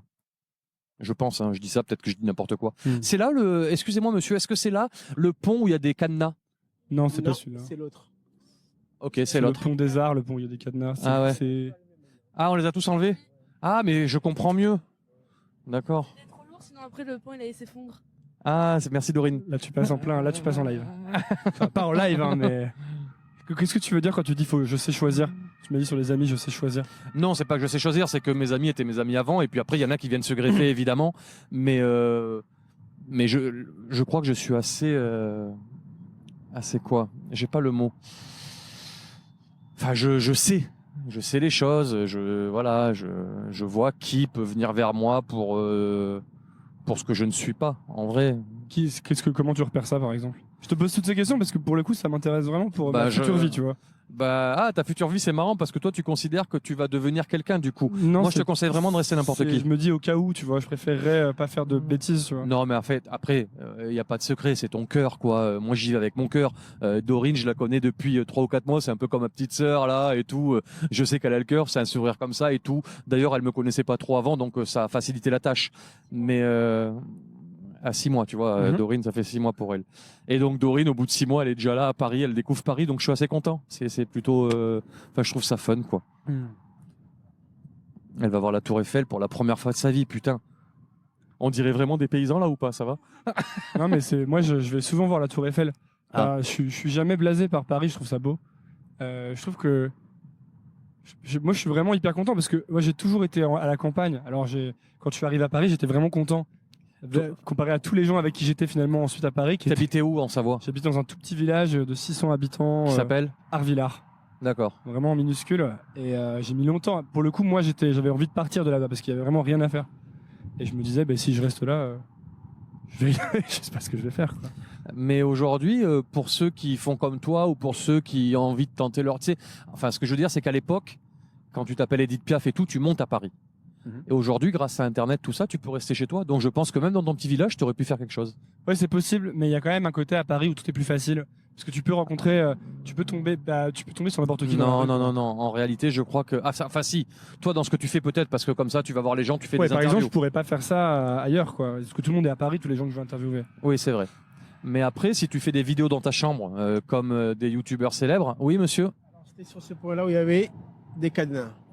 Le pont des Arts. Voilà. Donc en fait, là c'était le pont des Arts, mais il n'y a plus un seul cadenas, donc il n'y a plus d'amour à Paris. C'est fini. C'est comme à Londres, tout est mort. Tu disais sur le fait que moi, j'ai besoin d'être à Paris pour faire ça. Disais que fais des vidéos dans ta chambre. Si tu fais des vidéos dans ta chambre, tu peux les faire dans ton village ou même à Montpellier ou n'importe où en France, quoi. Aujourd'hui, c'est la valeur ajoutée, c'est le supplément d'âme d'Internet. Tu regardes d'ailleurs des choses qui se font de maintenant. Est-ce que tu consultes YouTube par exemple? Alors, j'ai souvent dit que j'étais libre sur Internet et je dois avouer que je le suis moins. Et la télé est ou était l'ancêtre d'Internet. Je commence à me dire qu'en fait, finalement, vu comment ça va, je me demande si YouTube est pas en train de devenir pire que la télé. Ça se renverse. Moi, je vois des mecs qui jouent à des jeux vidéo dans leur chambre. Alors peut-être que c'est moi qui suis vieux et con, mais je comprends pas le délire. Je comprends pas les millions de vues sur un mec qui joue sur un jeu vidéo. On le regarde jouer dans sa chambre. Moi, ça me dépasse. Je suis vieux et con en disant ça ou... Je sais pas. Moi, je regarde pas beaucoup YouTube, mais Non, mais pour le coup, je regarde pas non plus, mais j'ai vu. Moi, je peux comprendre. Hein, Tiens, on va demander à Dorine. Dorine, est-ce que tu regardes les mecs qui jouent aux jeux vidéo dans leur chambre? Ah, je les comprends pas. Ah, voilà. Moi, je peux comprendre pour le coup. Pour avoir beaucoup joué aux jeux vidéo, ça a jamais été trop mon truc de regarder pendant des heures des streams de jeux vidéo, mais je peux comprendre qu'on ait envie de faire ça, quoi. Bah oui, qu'on ait envie de jouer à un jeu vidéo, je comprends. Mais de regarder un mec qui joue dans sa chambre, c'est différent, non? Bah enfin bon, bref, écoute. Ainsi soit-il. Tu dis que t'étais libre sur Internet? Bah, j'étais libre dans le sens où je faisais ce que je voulais, je mettais ce que je voulais. Aujourd'hui, il y a des vidéos qui peuvent être censurées. Qu'est-ce que je pourrais te donner comme exemple? À un moment, tu as essayé de faire ta propre plateforme, non, d'héberger les vidéos toi-même, non? Bah ouais, moi j'ai commencé comme ça. Et ensuite, tu as changé, tu es parti sur les plateformes. Au départ, j'avais un site qui s'appelait n'importequi.com, qui existe encore d'ailleurs. Hein, ouais. Et mes vidéos, les players, étaient sur n'importequi.com, étaient hébergés par mon site. Mais c'était dans un autre siècle. Et c'est vrai que j'existais d'une certaine façon avant YouTube et Dailymotion. Et après, j'ai bien compris que pour lancer mes vidéos, il fallait quand même que je fasse la pute. Donc, c'est vrai, t'avais le sentiment de faire la pute en allant sur les plateformes? Pas vraiment, mais c'est... En même temps, grâce à YouTube, je me suis acheté une maison, donc je vais pas non plus cracher dans la soupe. C'est quoi, vrai, tu vois. ça a fait une grosse différence d'être sur YouTube et sur les plateformes. Ben ouais, quand tu fais des millions de vues et qu'un million de vues te rapportait à l'époque, bon, je fais plus de vidéos aujourd'hui, donc j'ai moins de vues, mais je crois que c'est 800 balles à peu près pour 1 million de vues. Je crois que c'est ça. Hein. Donc moi, je fais quand même moins que les autres youtubeurs, dans le sens où des fois, si je me déguise en boxeur ou que je fais une parodie, machin, j'utilise la musique de Rocky, et donc du coup, c'est l'interprète de la musique qui prend les droits. Ouais. Donc souvent, j'utilise des musiques connues, donc ce qui fait, c'est que la moitié des vidéos, elles sont pas rémunérées. Mais peu importe, moi, j'ai suffisamment, je suis content, j'ai ma petite maison à Montpellier, merci YouTube. À un moment, tu avais essayé de récupérer les droits sur ces musiques, non?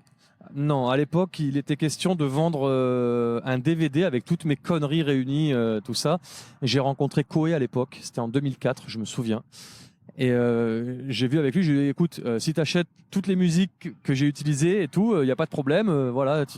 Et en fait, on a signé un contrat et tout, il m'avait dit OK. Et finalement, il l'a pas fait. Donc moi, je l'ai menacé d'une grève de la faim. C'est à l'époque où il présentait une émission sur TF1, je sais plus comment ça s'appelait là, la méthode Koé. Et donc du coup, j'ai fait la méthode Koué avec lui et je l'ai menacé d'une grève de la faim. Il me fait écoute, va te faire enculer, machin, tout ça, c'est signé. Je fais bon, écoute, à lundi, moi je commence ma grève de la faim devant les studios de TF1. Il m'a rappelé dans la soirée, il fait bon allez, c'est bon, c'est plié, voilà. Ouais, donc c'était mon expérience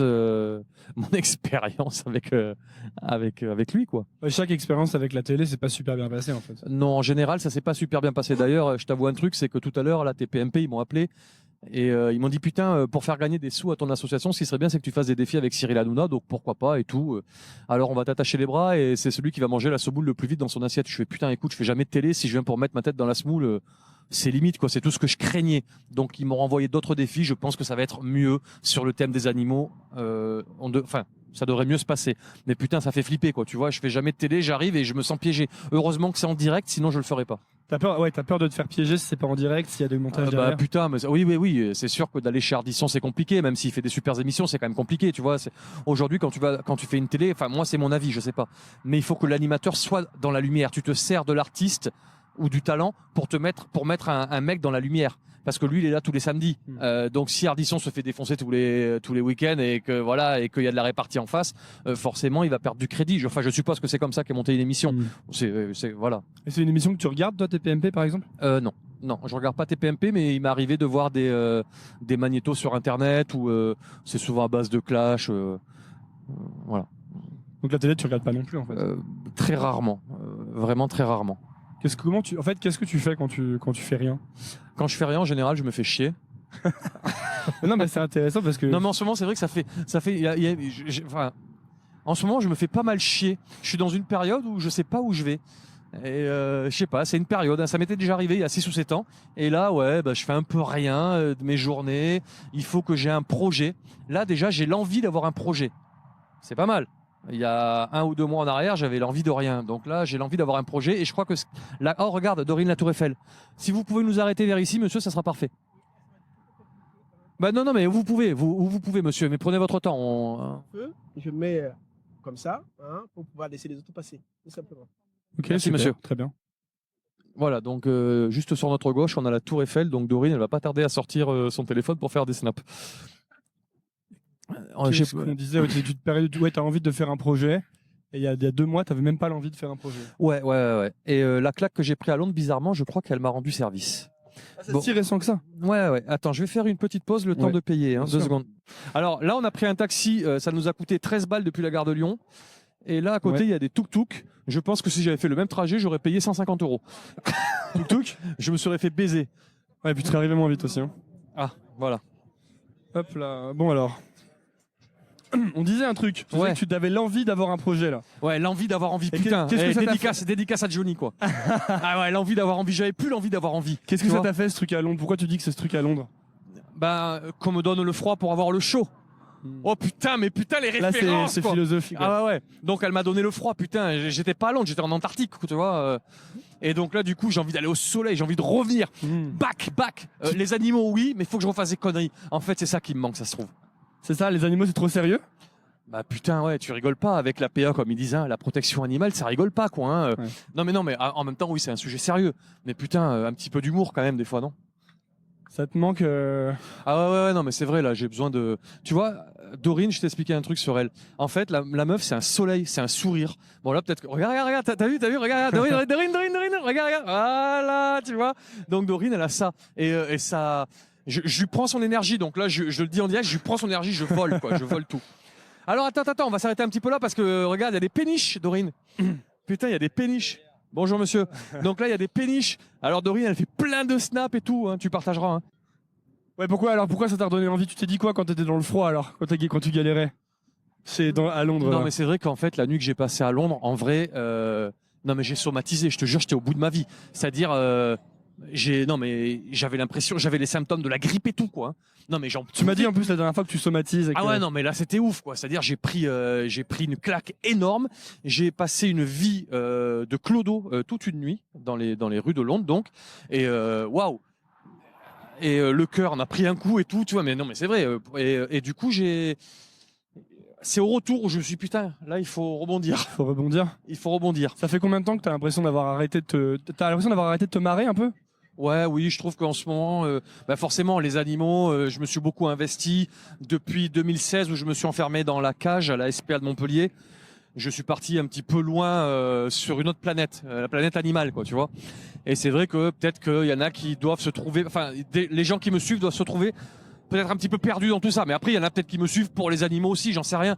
Mais moi, c'est vrai que je préfère faire des conneries, finalement, de façon égoïste, hein, je parle. Hein. Pourquoi tu t'es investi à ce point dans les animaux? Parce que ça te touchait à ce point, c'est ça? Alors, je sais pas si je te l'ai expliqué dans la première partie, mais c'est que j'ai perdu mon chien en 2012. Je te l'ai pas expliqué? Donc, j'ai perdu mon chien en 2012. Et en fait, mon chien, je me suis promis quand il est parti de batailler et de me battre pour ses congénères, pour qu'il soit bien et heureux toujours. Attends, je me suis fait arrêter par... I'm speaking English, but... Yeah, you speak English? Yes. Yeah, what do you want? What do you want?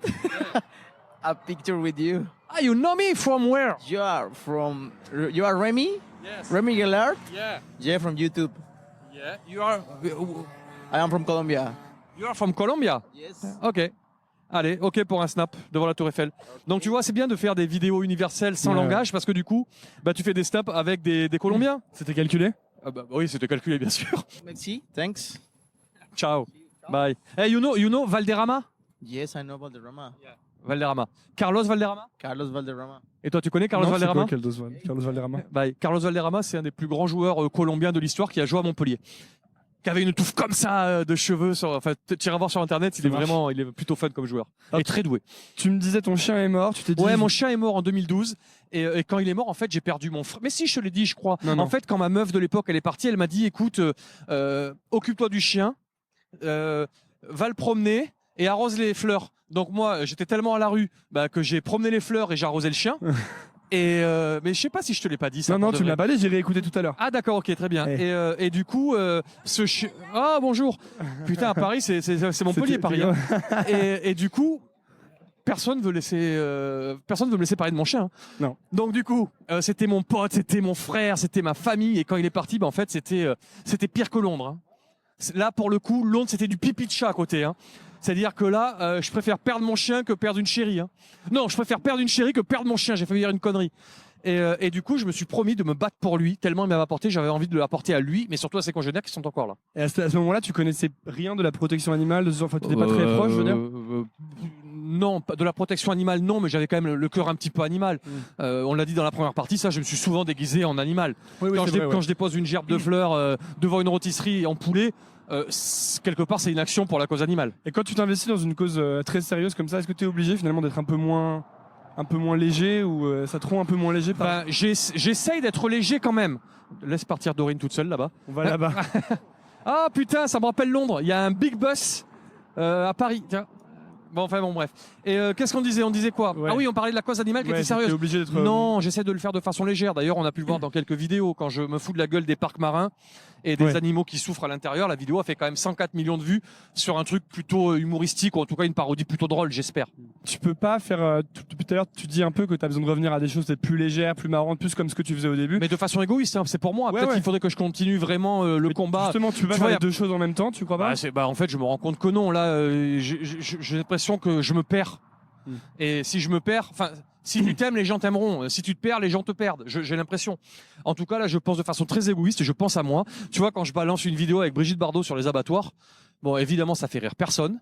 C'est très loin de mon personnage ou des vidéos que je mettais en général en ligne à l'époque.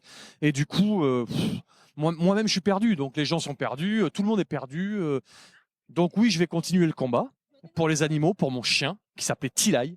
Tilay avec un Y. Tilay, c'est pour ça que mon association s'appelle Animal avec un Y. Tu vois, ça, t'es le premier à le savoir. Ok, exclusivité. Voilà. Ouais. D'accord. Et je sais pas si les gens, ça va les intéresser tout ce qu'on est en train de raconter. Si tu penses okay. Moi, ça m'intéresse. En fait, là, la seule chose que je sais, c'est est-ce que ça m'intéresse. Et tant que ça m'intéresse, je peux pas vraiment savoir ce qui intéresse les gens, en fait. Donc, d'accord, ok. Je fais ça comme ça, tu vois. Donc là, on est en train de monter vers le Trocadéro en laissant la Tour Eiffel derrière nous, c'est ça, hein? Ah, c'est beau. Absolument. Je dois avouer que c'est beau. On va pouvoir voir en plan large ensuite. Ok, très bien. Ah oui, putain, il y a tout le monde qui fait des photos là-haut, c'est ça? Ouais. Là, par contre, tu risques de marquer que personne qui vont te reconnaître. Non, on s'en bat les couilles. Ok. Il y a la Tour Eiffel. Et tu t'es jamais... Est-ce que t'as jamais eu envie de faire autre chose, quelque chose qui avait rien à voir? Parce que moi, je suis toujours en train de me dire... Je suis toujours en train de me demander si je devrais pas faire autre chose. J'ai plein de petites envies, tu sais, qui naissent de... C'est une bonne question. En fait, j'ai envie d'être heureux, je crois. Non mais c'est vrai, j'ai envie d'être mieux, putain, le lapsus quoi. Ouais, en ce moment, j'arrêtais pas de dire je suis dans un virage. Bah non, en fait, je suis pas dans un virage. Je suis sur le même chemin et c'est pas parce que je suis moins jeune que j'ai pas le droit de me déguiser en escargot et de créer un embouteillage, merde. C'est une vraie problématique. Tu te dis des fois je suis trop vieux. Non, je me dis pas je suis trop vieux, je me dis je suis moins jeune. Tu vois, je pense comme ça. Sinon, on est mort. On dit pas sauter dans le vide, on dit sauter dans le plein. Tu vois. Non, c'est comme ça que j'essaye de parler parce que je crois que même les mots ont une importance. Tu sais, là-haut, c'est l'ordinateur, hein, le cerveau. Hein. Il faut lui envoyer des énergies positives. Comment tu fais, toi ? Eh ben, je sais pas. Justement, je fais peut-être pas bien en ce moment. Donc, j'essaye de mettre toutes les chances de mon côté. Okay. Là, pour le coup, les gens, on va les perdre. Non, on va pas les perdre justement. Ah, non, parce que moi j'essaie de faire ça aussi, d'être positif. Mais je crois que tout le monde essaie de faire ça. D'ailleurs, aujourd'hui, on le voit, hein, tout est à base de bien-être. Hein. Vas-y, va faire tes séances de yoga, va faire ton footing, va manger vegan, va manger tes 5 fruits et tes 5 légumes par jour. Ne mange pas trop gras et trop salé, comme dirait McDonald's. D'ailleurs, au lieu de dire ça, il pourrait directement dire ne mangez pas chez nous. Hein. Alors, tu t'appliques lequel de ceux-là alors, toi ? J'essaye de tout appliquer. D'ailleurs, tu vois, je crois en tout en ce moment. Et là, je vais te faire une confession. Je crois même au magnétisme. Et alors, Dorine, depuis que je la connais, elle m'apporte plein de bien-être. Je vais voir en ce moment son oncle qui est magnétiseur et qui me magnétise un peu. Okay. Non, tu vois, non mais ça veut dire qu'il te fait quoi exactement? Oh non, mais là, on va pas rentrer dans les détails, mais qui essaye de me calmer ou de m'envoyer de la magnétite. Je crois que c'est comme ça qu'on dit. Ok. Ouais, du magnétisme. Ouais, du magnétisme, Dorine. Et donc, oui, je fais pas mal de trucs un peu. Ma mère, elle me dit, quand je lui raconte, mais ça y est, t'es dans une secte et tout. Putain, c'est vrai que la Tour Eiffel, c'est beau, là. Ah bah ouais. Ah ouais. Ça y est, ta mère croit que t'es dans une secte à cause de ça? Ouais, elle me dit mais ça y est, t'es rentré dedans et tout, parce que je t'avais dit que j'étais hypocondriaque, donc du coup je m'inquiète de tout, et donc je vais voir l'oncle à Dorine, mais je vais en voir d'autres aussi, mais je le dis pas à Dorine, sinon elle va dire à son oncle et son oncle ne voudra plus me soigner. donc en fait je vais voir plein de monde. Même Dorine ce soir, en ce moment j'ai une sorte de tendinite. Dorine elle va mettre, parce qu'elle a le magnète, Dorine. Elle a le Si, elle a un truc comme ça. Donc ce soir, elle va mettre. Ah, c'est toi qui portes la valise? Ouais, c'est moi qui la porte. Ouais. Ok. Gentleman. Ouais. Donc on est au Trocadéro. Il y a toujours plein de petites tours Eiffel à vendre. Hein. Ah oui, bien sûr. Ouais. C'est le business local. Tu joues encore au foot? Ça dépend de l'oncle Dorine s'il arrive à me magnétiser la jambe. Ouais, au badminton, par contre, putain, en ce moment, je suis au bad. Ah ouais? Ah, mais je suis un tueur au bad. C'est vrai? Ah, je te prends quand tu veux. Ouais, mais ouais, c'est ça, il n'y a aucun doute là-dessus. Ouais. Ah non, mais non. Autant au foot, tu vois. J'ai laissé penser que j'étais un génie à travers mes vidéos, mais je vais te le dire aujourd'hui, en fait, pour faire un shoot et réussir un shoot, des fois il me faut 1h30. Hein. Ouais. Mais après, quand j'en fais 15 et que je montre que les réussis, bah oui. Tout le monde me prend pour Zizou. Ouais, bien sûr. Attends, comment ça s'est pas petite question, la vidéo avec Ronaldo, ça s'est fait comment ça? Bah il m'a contacté. Il m'a dit si tu fais une vidéo où tu m'interpelles, je te répondrai. Donc je savais avant de l'interpeller qu'il me répondrait. Génial. Voilà. Attends, je vais faire ma petite photo de connard de touriste à Paris aussi. Bon, bah en tout cas, je crois qu'on peut dire merci Rémi Gaillard d'être venu sur Nouvelle École. C'est bien, bah, ouais, c'est bien. C'est un bon endroit pour finir, non? Ouais, je pense que c'est un bon endroit pour finir. Dorine est en train de faire une photo d'une autre touriste, je crois. Absolument. Voilà. Et nous, on est au Trocadéro. Ouais. Donc on s'est rencontrés donc à Gare de Lyon, on termine à la Tour Eiffel. Non, on s'est vu la première fois à Gare du Nord, Gare de Lyon. On a pris le taxi, on se retrouve à la Tour Eiffel. C'est pas l'endroit que je préfère en France, mais je dois avouer quand même que c'est plutôt classe. Et ben du coup, merci Rémi Gaillard d'être venu sur Nouvelle École. Les gens, je pense, savent où te trouver. C'est en faisant n'importe quoi. Alors la dernière fois, je t'ai dit qu'on disait n'importe qui, tu m'as dit non. Ouais, je t'ai dit quoi? C'est en faisant n'importe quoi. Non, c'est pas ça, mais c'est en sauvant les animaux qu'on devient quelqu'un de bien. Non, c'est en faisant n'importe quoi qu'on écoute Nouvelle École. Ah, ok, voilà, c'est ça. Salut Rémi. À bientôt. Ciao. À n'importe quand. Merci beaucoup d'avoir écouté. Si ça vous a plu, c'est maintenant que vous pouvez m'aider. Et je vais vous dire comment. Premièrement, abonnez-vous à Nouvelle École sur votre application de podcast. C'est hyper facile. Et si vous êtes sur Apple Podcast ou iTunes, vous pouvez laisser un avis, 5 étoiles de préférence. Ça m'aide beaucoup à bien référencer le podcast et à le faire découvrir à d'autres personnes.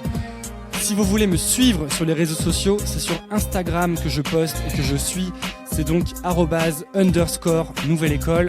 _ c'est le tiret du bas. Si vous voulez recevoir 3 recommandations de ma part chaque vendredi par email, il vous suffit de laisser votre email sur le site nouvelleécole.org.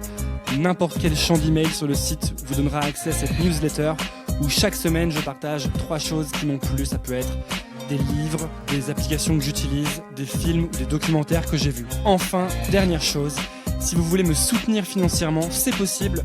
Vous pouvez le faire via Patreon.